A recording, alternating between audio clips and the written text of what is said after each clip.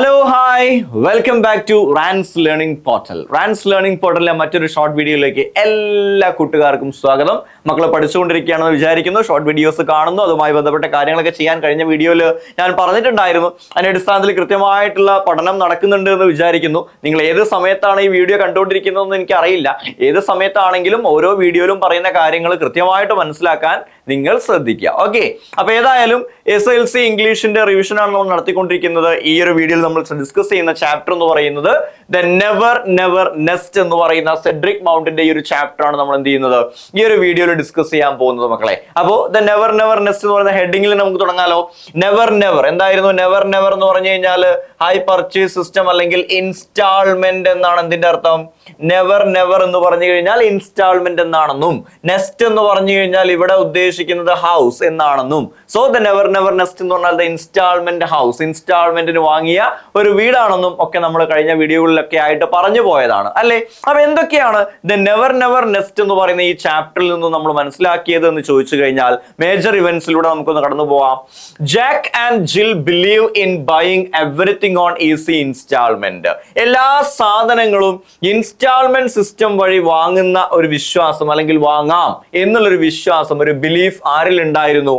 Jack എന്ന് പറയുന്ന ഹസ്ബൻഡിനും ജിൽ എന്ന് പറയുന്ന വൈഫിനും ഉണ്ടായിരുന്നു. അതാണ് നമ്മൾ ആ ലെസണിൽ കണ്ടിട്ടുണ്ടായിരുന്നത്. They have recently purchased a villa, car and furniture on easy installment. ഈ അടുത്ത് അവർ എന്ത് ചെയ്തിട്ടുണ്ട്? ഒരു വില്ല, ഒരു വീടും ഒരു കാറും അതുപോലെ തന്നെ കുറെ ഫർണിച്ചറും മറ്റ് ഐറ്റംസുകളൊക്കെ എന്ത് ചെയ്തിട്ടുണ്ട്? ഇൻസ്റ്റാൾമെന്റിന് വാങ്ങിയിട്ടുണ്ട്. ഈ ഒരു വില്ല ഓൺ ജെയിൻ കാണാൻ വരുന്നിടത്തുനിന്നാണ് എന്ത് തുടങ്ങുന്നത്? നെവർ നെവർ നെസ്റ്റ് എന്ന് പറയുന്ന ലെസൺ തുടങ്ങുന്നത് അല്ലെ. ന്യൂ ഹാംസ്റ്റഡ് എന്ന് പറയുന്ന സ്ഥലത്ത് ജില്ലും ജാക്കും കൂടി ചേർന്ന് വാങ്ങിയിട്ടുള്ള വില്ല കാണാനായിട്ട് ആരെത്തുന്നു? ഓൺ ജെയിൻ എത്തുന്നത് മുതലാണ് നമ്മുടെ ഈ ഒരു പ്ലേ ആരംഭിക്കുന്നത്. ഇനി Jack has a job it is a little hard to pay the installment in time.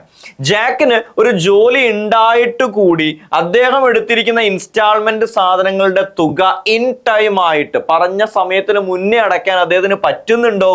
പറ്റുന്നില്ല. അദ്ദേഹത്തിന് അത് വളരെ കഷ്ടപ്പാടായിട്ട് മാറിയിട്ടുണ്ട്. Then sometimes Jack borrows from money lenders to pay the installment. Already installment എന്ന് പറഞ്ഞാൽ തന്നെ ഒരു കടം തീർക്കലാണ്, ഒരു കടം തന്നെയാണ്. അതിന് പുറമെ ഈ ഇൻസ്റ്റാൾമെന്റിന്റെ പൈസ അടയ്ക്കാൻ വേണ്ടിയിട്ട് sometimes Jack borrows money from money lenders. ഈ പൈസ കടം കൊടുക്കുന്ന ആളുകളിൽ നിന്നും ജാക്ക് എന്ത് ചെയ്യും?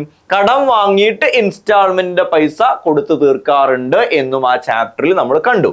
Then on Jane pays a visit to Jack and Jill's new house. അങ്ങനെ ഇരിക്കുമ്പോഴാണ് ഓൺ ജെയിൻ എന്ത് ചെയ്യുന്നത്? ഇവരുടെ ന്യൂ ഹാംസ്റ്റഡിലെ പുതിയ ഹൗസ്, വീട് കാണാനായിട്ട് എത്തുന്നത്. ആര്? ഓൺ ജെയിൻ.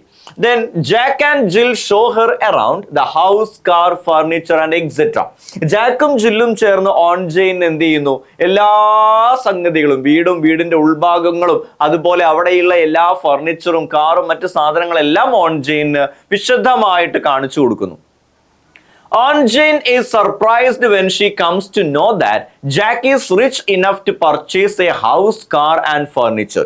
അപ്പോ അവിടെ വന്നു കഴിഞ്ഞപ്പോ ഓൺ ജെയിൻ ഒരു കാര്യം മനസ്സിലാവുകയാണ്. ജാക്ക് ഇപ്പൊ ഭയങ്കര റിച്ച് ആണ്, അതുപോലെ തന്നെ ഒരു വീടും ഒരു കാറും ഒരു ഫർണിച്ചറും ഒക്കെ സ്വന്തമായിട്ട് വാങ്ങാൻ മാത്രം ജാക്ക് വളർന്നു എന്ന് അറിഞ്ഞ നമ്മുടെ ഓൺ ജെയിൻ ആകെ സർപ്രൈസ്ഡ് ആവുന്നുണ്ട്. യഥാർത്ഥത്തിൽ അങ്ങനെ സർപ്രൈസ്ഡ് ആയതല്ല. ഇവന്റെ ഒരു ജോലിയും ഇപ്പോഴത്തെ ഒരു അവസ്ഥയും വെച്ചിട്ട് ഇത് എങ്ങനെ അവൻ വാങ്ങി എന്നുള്ള ആ ഒരു അസ്റ്റോണിഷ്മെന്റ്, ആ ഒരു സർപ്രൈസ് ആയിരുന്നു നമ്മൾ ആരിൽ കണ്ടത്? ഓൺ ജെയിനിൽ കണ്ടിട്ടുണ്ടായിരുന്നത്. അങ്ങനെ Jack and Jill inform her that they have bought their house and car on easy instalment. അങ്ങനെ ഓൺ ജെയിന്റെ ഓരോ കുത്തിയുള്ള ചോദ്യങ്ങൾക്ക് അവസാനം ഓൺ ജെയിന് കൃത്യമായിട്ടുള്ള ഒരു ഉത്തരം കിട്ടി. ജാക്കും ജില്ലും ഇതെല്ലാം വാങ്ങിക്കൂട്ടിയിരിക്കുന്നത് എങ്ങനെയാണ്? ഇൻസ്റ്റാൾമെന്റ് എന്ന് പറയുന്ന പരിപാടിയിലൂടെയാണ്, അല്ലെങ്കിൽ ഇൻസ്റ്റാൾമെന്റ് സിസ്റ്റം വഴിയാണ് ഓരോ സംഗതിയും അവിടെ വാങ്ങിക്കൂട്ടിയത് എന്ന് എന്ത് ചെയ്യുന്നത്? ഓൺ ജെയിന് കൃത്യമായിട്ട് മനസ്സിലായില്ലേ? ഓരോന്നായിട്ട് ചോദിക്കുന്നുണ്ട്. ഈ വീടിന്റെ പറ്റി ചോദിക്കുന്ന സമയത്ത് ആ വീടുമായിട്ട് ബന്ധപ്പെട്ട കാര്യങ്ങൾ പറയുന്നുണ്ട്. ഒരു 10 പൗണ്ട്സ് ഇപ്പൊ എടുക്കാനുണ്ടെങ്കിൽ ഈ വീട് നിങ്ങളുടെ സ്വന്തമാവും. പിന്നെ എന്തിനാണ് ഈ ഒരു 10 പൗണ്ട്സ് കൊണ്ട് ഒരു സ്വന്തം വീട് വാങ്ങാൻ കഴിയുമ്പോൾ ഒരു വാടകക്കാരനായിട്ട് ഞങ്ങൾ കഴിയുന്നത് എന്നൊക്കെയുള്ള രീതിയിലുള്ള ഡയലോഗ് വരുന്നു. അങ്ങനെ കാറിനെ പറ്റി സംസാരിച്ചു തുടങ്ങുന്നു. ആ കാറ് നിങ്ങളതാണോ? അതെ ഞങ്ങളതാണ്. മുഴുവൻ നിങ്ങളതാണോ എന്ന് ചോദിക്കുന്ന സമയത്ത് ഒരു സ്റ്റിയറിംഗ് വീലും അതുപോലെ തന്നെ 2 ടയേഴ്സും ഒക്കെ ആയിട്ടുള്ള എണ്ണിയാൽ ഒതുങ്ങുന്ന കുറച്ച് പാർട്സ് മാത്രമേ അവരുടേത് എന്തായിട്ടുള്ളൂ, സ്വന്തമായിട്ടുള്ളൂ എന്നുള്ള രീതിയിൽ വരുമ്പോഴാണ് ഇതെല്ലാം വാങ്ങിയത് ഇൻസ്റ്റാൾമെന്റിനാണ് എന്ന് ആർക്ക് മനസ്സിലാവുന്നത്? ഓൺ ജെയിന് മനസ്സിലാവുന്നത്. അപ്പോ അങ്ങനെ ആ ഒരു ചാപ്റ്ററിന്റെ എൻഡിലേക്ക് വരുന്ന സമയത്ത്, പോയിന്റ് ഞാൻ ആഡ് ചെയ്തിട്ടില്ല, എൻഡിലേക്ക് വരുന്ന സമയത്ത് അങ്ങനെ ഓരോ സാധനങ്ങളും ഇവർ വാങ്ങി കൂട്ടിയിരിക്കുന്നത് ഇൻസ്റ്റാൾമെന്റിനാണെന്ന് മനസ്സിലാക്കിയ aunt Jane she becomes very hungry. അവർക്ക് ആകെ എന്ത് ചെയ്യാണ്? ദേഷ്യം വരികയാണ് അല്ലെ. ഇവരെല്ലാം വാങ്ങിയത് ഇൻസ്റ്റാൾമെന്റിനാണെന്ന് അറിഞ്ഞ ശേഷം ഓൺ ജെയിൻ ആകെ ദേഷ്യം വരുന്നു. അങ്ങനെ അവിടെയുള്ള ചെയറിലും മറ്റൊന്നും ഇരിക്കാൻ തന്നെ കൂട്ടാക്കുന്നില്ല. അങ്ങനെ എല്ലാം ഇട്ടെറിഞ്ഞ് പോകുന്നതിന് മുന്നേ ആയിട്ട് മറ്റൊരു ചെക്ക് എടുത്തിട്ട് ആർക്ക് കൊടുക്കുന്നുണ്ട്? നമ്മുടെ ജില്ലിന്റെ കയ്യിൽ കൊടുക്കുന്നുണ്ട്. ഒരു 10 പൗണ്ടിന്റെ ചെക്ക് എടുത്തിട്ട് ആർക്ക് കൊടുക്കുന്നു? ജില്ലിന്റെ കയ്യിൽ കൊടുക്കൂ. എന്നിട്ട് പറയുകയാണെന്ന്, pay at least one of your bills. ഏതെങ്കിലും ഒരു സംഗതിയുടെ ബില്ലെങ്കിലും നീ എന്ത് ചെയ്യണം? മുഴുവനായിട്ട് അടയ്ക്കണം എന്ന് പറഞ്ഞ് റിക്വസ്റ്റ് ചെയ്തുകൊണ്ടാണ് അവിടുന്ന് ആരിറങ്ങുന്നത്? നമ്മുടെ ഓൺ ജെയിൻ ഇറങ്ങുന്നത്. ജാക്കാണ് കൊണ്ടയാക്കാൻ പോകുന്നത് ബസ് സ്റ്റോപ്പിലേക്ക് അല്ലെ. കാറിൽ കയറാൻ അവൾ സമ്മതിക്കുന്നില്ല. കാരണം കാർ ഇപ്പോഴും ആരതായിട്ടില്ല, ജാക്കിൻ്റെതും ജില്ലിൻ്റെതും ആയിട്ടില്ല. അപ്പൊ അതുകൊണ്ട് തന്നെ ആ കാറിൽ കയറാൻ കൂട്ടാക്കാതെ അവൾ നടന്നു പോകുന്നു. കൂടെ ആരും ചെല്ലുന്നു? ജാക്കും ചില്ലാണ്.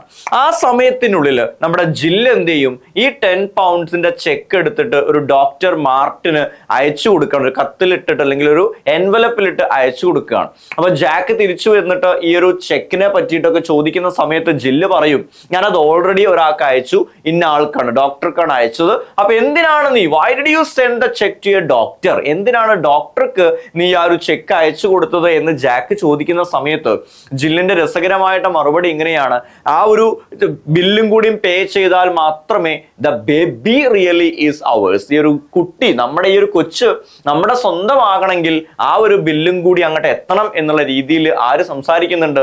ജില്ല് പറയുന്നുണ്ട് അല്ലേ. അപ്പൊ ഒരു ഒരു ചെയറിന്റെ കേസ് എടുക്കുന്ന സമയത്ത് ഒരു കാല് മാത്രമേ അവരുടെ സ്വന്തമായിട്ടുണ്ടായിരുന്നുള്ളൂ. ബാക്കിയെല്ലാം ഇപ്പോഴും ഈ ഇൻസ്റ്റാൾമെന്റിന് സാധനം കൊടുത്ത ആളുകളുടേതാണ്. അങ്ങനെ നോക്കുമ്പോൾ ഈ കുട്ടിയുടെ ഒരു കാലോ ഒരു കയ്യോ ഒരു കണ്ണോ ഒക്കെ മാത്രമേ എന്തായിട്ടുള്ളൂ? ജില്ലിന്റെയും ജാക്കിൻ്റെതും ആയിട്ടുള്ളൂ. ബാക്കിയൊക്കെ ഇപ്പോഴും ഹോസ്പിറ്റലുകാരതാണ്. അപ്പൊ അത് മാറ്റി ഈ ഒരു കുട്ടിയെ സ്വന്തമാക്കണമെങ്കിൽ ഈ ബില്ല് അടച്ചു തീർക്കണം എന്നുള്ളതിന്റെ അടിസ്ഥാനത്തിലാണ് നമ്മുടെ ജില്ല് ആ ഒരു 10 പൗണ്ട്സ് എങ്ങോട്ട് അയക്കുന്നത്? ഡോക്ടർ മാർട്ടിനിലേക്ക് അയക്കുന്നത് എന്ന് പറയുന്നിടത്ത് എന്ത് അവസാനിക്കും? സെഡ്രിക് മൗണ്ടിന്റെ ഈ ഒരു ലെസൺ, അതായത് ദ നെവർ നെവർ നെസ്റ്റ് എന്ന് പറയുന്ന ആ ലെസൺ അവിടെ അവസാനിക്കുന്നതായിട്ട് നമുക്ക് കാണാനായിട്ട് സാധിക്കും. അപ്പൊ ഇത്രയേ ഉള്ളൂ ഏത്? ദ നെവർ നെവർ നെസ്റ്റ് എന്ന് പറയുന്ന ലെസൺ കൃത്യമായിട്ട് മനസ്സിലായിട്ടുണ്ടാവും എന്ന് വിചാരിക്കുന്നു. വളരെ സിമ്പിൾ ആയിട്ട് വായിച്ച് മനസ്സിലാക്കുക.